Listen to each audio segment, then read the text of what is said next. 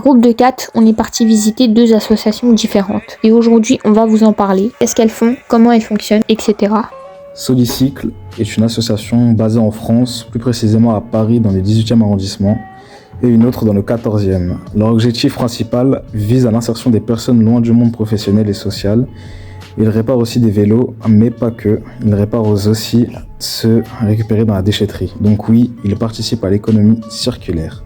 L'association est gérée par 5 travailleurs et 3 personnes sont situées à des postes d'encadrants. D'où viennent leurs vélos?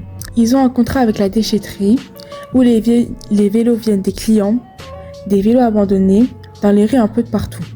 Leur processus de travail, le samedi, ils proposent un atelier de réparation toute la journée qui est de 10h30 jusqu'à 18h30. Pendant les sessions d'autoréparation, le reste de la semaine, ce sont des ateliers de réglage dont l'objectif est de récupérer des vélos destinés aux relus qui sont remis en état ou valorisés sous forme de pièces détachées.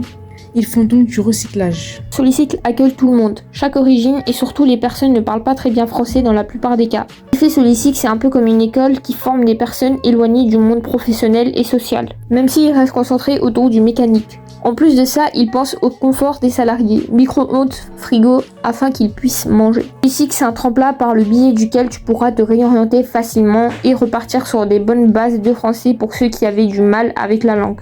En plus de ça, ils suivent les travailleurs après leur départ et selon eux, une grande partie d'eux retrouvent un métier qui leur plaît vraiment.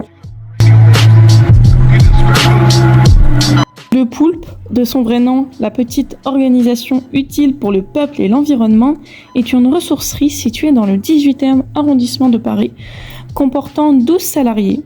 Cette ressourcerie propose différentes prestations telles que la collecte et dons, la vente d'objets de seconde main, livres, vaisselle, bibelots, mercerie, bijoux, jouets, des ateliers et animations via leur café solidaire situé sur place, ainsi qu'une cantine populaire une fois par mois à prix libre avec des produits locaux de saison servant à sensibiliser ses participants au gaspillage alimentaire. De plus, la ressourcerie possède un espace de réparation, menuiserie et électronique pour les articles étant défectueux.